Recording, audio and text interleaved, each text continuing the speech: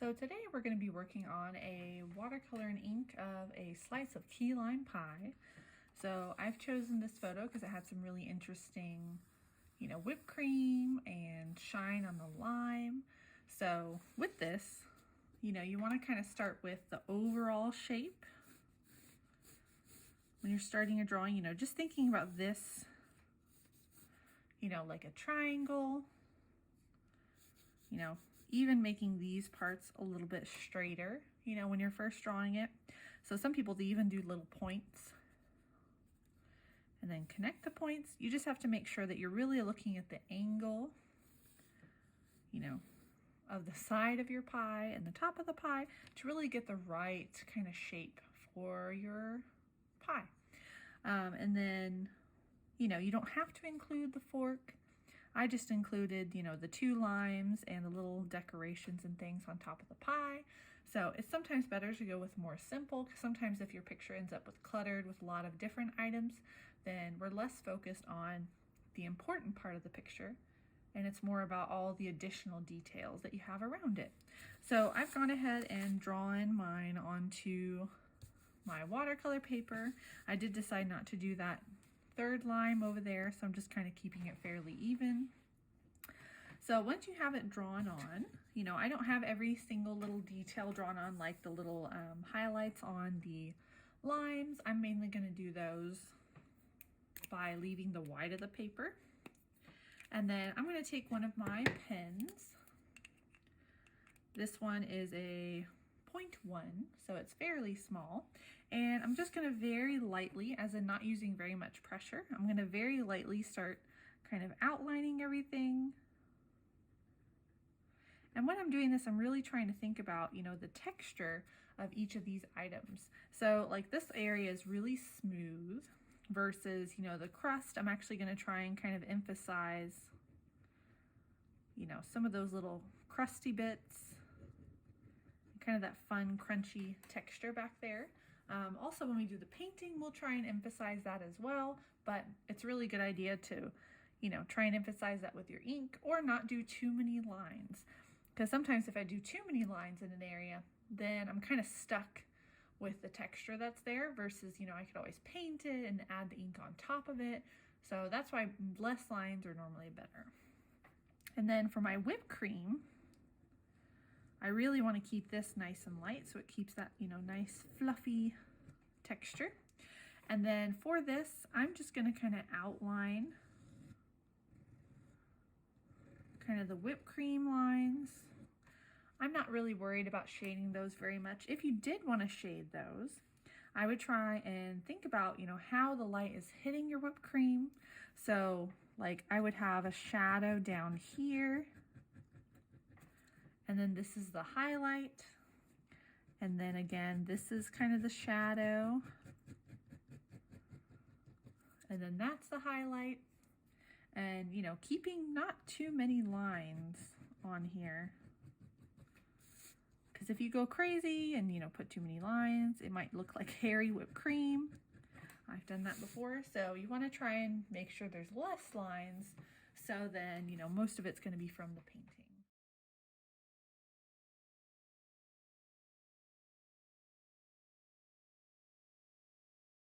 So now that I have everything inked, I'm going to go ahead and start off with kind of trying to mix this really nice light creamy color for my key lime. So with this, key lime pie is normally kind of a really light kind of yellowy green color. So I'm starting off with like my cadmium yellow, then adding a little yellow ochre to it. And keeping it really, really light. That might be a little too yellow. Add a little blue to it.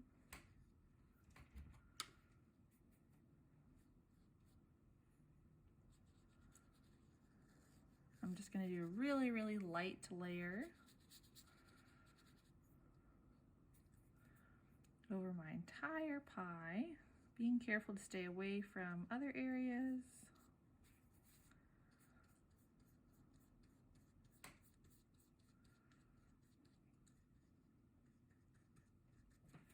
There you go. And then while that's drying, I'm going to go ahead and do a really light coat of yellow in my limes, which I'm going to do a little sap green and cadmium yellow, which makes a really nice kind of bright green. That's going to be great for my limes. So what I'm going to start off with first is kind of just blocking in some of that light green, but leaving some little white highlights and white lines.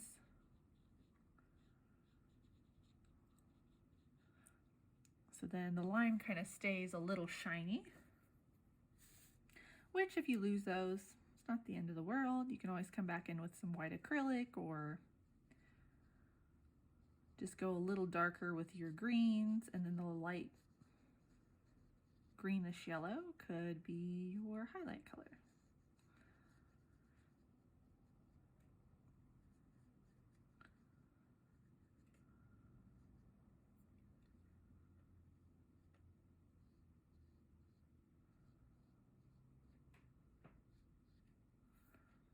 And I'm also going to do this color on the rind, just because that'll really give it a good amount of depth by having those light colors as kind of like a backdrop. And this is fairly dry, so I'm going to come in a little bit darker, and I'm going to make kind of a darker yellow by, I could add a little bit of purple, or sometimes a very, very small amount of Payne's gray is great to add to yellow. I'm just going a little bit darker. And that's really going to make the side of my key lime look like it's in shadow. And then as I go over, you know, you can try and look for some of the subtle colors. Like it almost gets a little orangey in some areas, but you don't want it to be too orange or else it'll look like an orange pie. But keeping it a little orange, you know, is totally fine. And then there's a little shadow underneath our whipped cream. So I'm going to take that same color and add some right underneath our whipped cream. Being sure to keep it really light, because it's very easy to suddenly, you know, end up painting the whole entire thing that color when we're really just trying to paint underneath the whipped cream. And I can lift with my other paintbrush, and that kind of gives it a little bit more depth. And don't forget that little corner back there. I always forget that corner because it's hidden away. And we're going to come in and take some Payne's gray and add a little brown to it to make it kind of a neutral gray. And I'm going to use that on my whipped cream, which you want to be very careful. If this area is really wet, see how that's going to start bleeding? So if yours is really wet in that area, you may want to wait a little bit longer. Nothing wrong with being patient. And I'm just painting a little bit of that gray in the shadow sections of my whipped cream, and then just kind of fading it in. So then it's not such a dark gray, because that's a big thing that we sometimes accidentally do, where we go really, really dark with our gray and it ends up looking like gray whipped cream rather than just, you know, a slightly shadowed whipped cream. And I'm going to do a really light layer of kind of this light graham cracker color, which I'm going to use some yellow ochre and burnt sienna.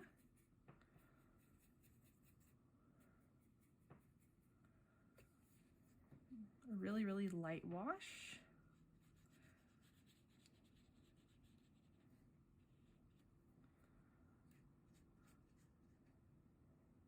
And I'm not trying to be too careful. I like a little bleeding sometimes in my paintings.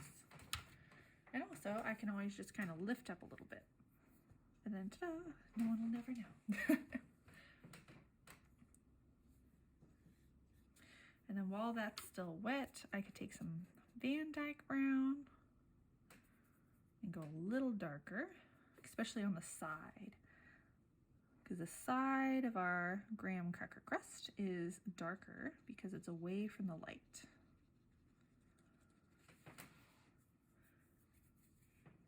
And And as I'm adding these shadows, I'm trying to keep them kind of, you know, random, because that kind of helps to give it that crumbly texture. Because if I just filled it in flat, that would be really boring, and also it doesn't really resemble the texture that's in our painting. And then now that my limes are pretty much dry, I'm going to come in with a darker green, which, you know, you could just use more sap green, or you could use, you know, a totally different green. Like if I wanted a cooler green, I could add some Viridian to my color. And then I'm just going to come in and do a nice, ooh, look how bright that is. Nice layer on my rind.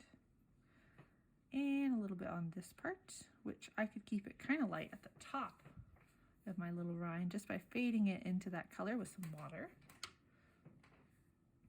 I'm going to take that color and maybe a little bit more yellow. And I'm just going to kind of darken some of this line on the ends. Lime, not lion. And you know, leaving some little streaks so it's nice and limey.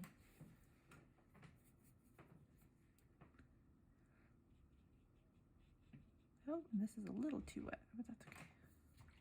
And then once this was dry, I could always come over it with more yellow, because, you know, the whites sometimes are a little too white.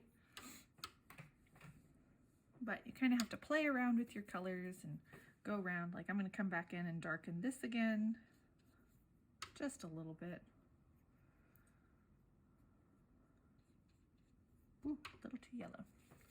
That's okay.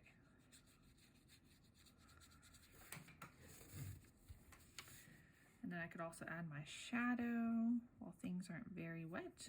When I do my shadows, a lot of times what I'll do is I'll go really dark right next to my subject.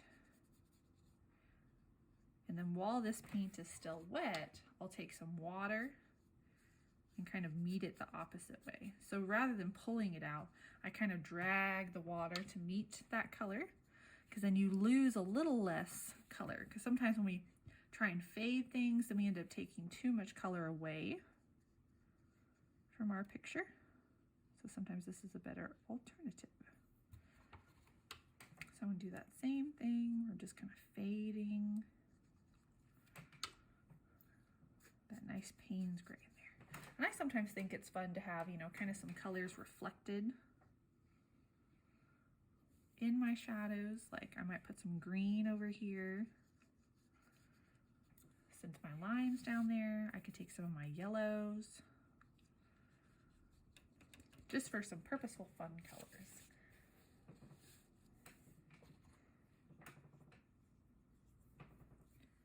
Now I'm going to keep working on my graham cracker crust, because right now it still looks really flat. So I can just come in and start, you know, tapping in some more.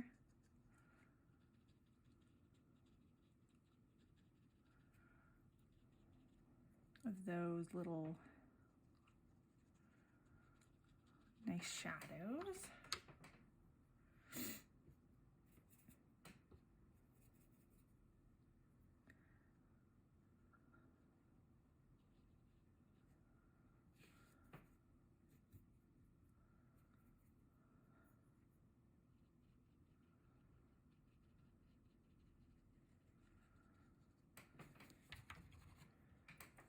I also came back in with a little yellow ochre to liven up some of those highlights.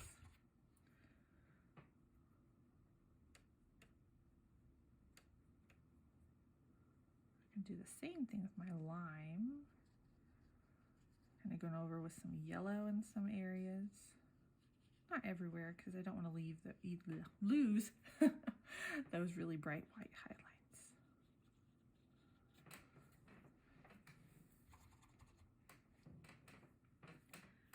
And then we can do a little more shadowing.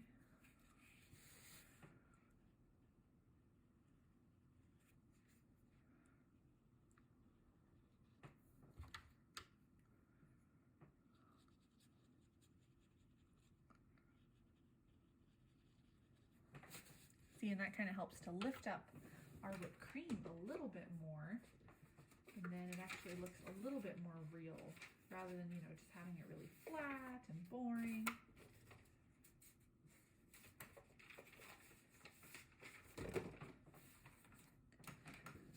And then there you have it. That's how you can do your whipped cream. So, and of course, I'll come back in and start adding a little bit more, you know, shadows back here. But right now it's way too wet to keep doing that, so I'll have to wait for it to dry.